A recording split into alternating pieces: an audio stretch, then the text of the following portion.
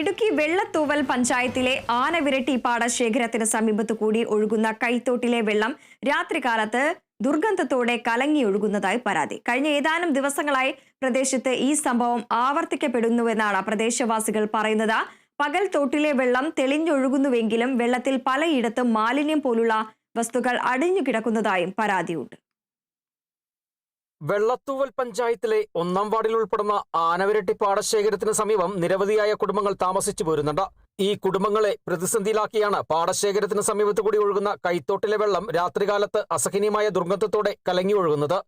കഴിഞ്ഞ ഏതാനും ദിവസങ്ങളായി പ്രദേശത്ത് ഈ സംഭവം ആവർത്തിക്കപ്പെടുന്നുവെന്നാണ് പ്രദേശവാസികളുടെ പരാതി. അതിപ്പോൾ അവിടെ അപ്പുറം മുകളിലെ കൂമ്പമ്പാറ അവിടെ നിന്ന് തുടങ്ങി വരുന്ന വെള്ളം ഇതിലൂടെ വരുന്നതാണ്. അന്നേരം ഇപ്പം ഇത്രയും നാളായിട്ട് ഇതിനകത്തോടെ ഇങ്ങനെ കറുത്ത വെള്ളം അല്ലെങ്കിൽ കൊള്ളില്ലാത്ത വെള്ളം മഴക്കാലത്ത് അത് കലങ്ങി വന്നതല്ലാണ്ട് ഒരിക്കലും കൊള്ളില്ലാത്ത വെള്ളം ഇതിലൂടെ വന്നിട്ടില്ല. ഇപ്പം ഈ കഴിഞ്ഞ ആഴ്ച മുതൽ ഒരു രാത്രി ഒരു 8-9 മണിയാകുമ്പോഴത്തേനും അങ്ങ് കറുത്തിട്ട് ഭയങ്കര ഒരു മണമായിട്ട് വന്നു. അപ്പോൾ ഞാൻ നോക്കിയപ്പോൾ കുറേ വെള്ളം അങ്ങനെ വീണു. അപ്പോൾ അത് തന്നെ ഇപ്പോൾ തോട്ടോട്ട് ഇറങ്ങാൻ പോലും ഞങ്ങൾക്ക് നിവൃത്തിയില്ലാത്ത ഒരവസ്ഥയായി.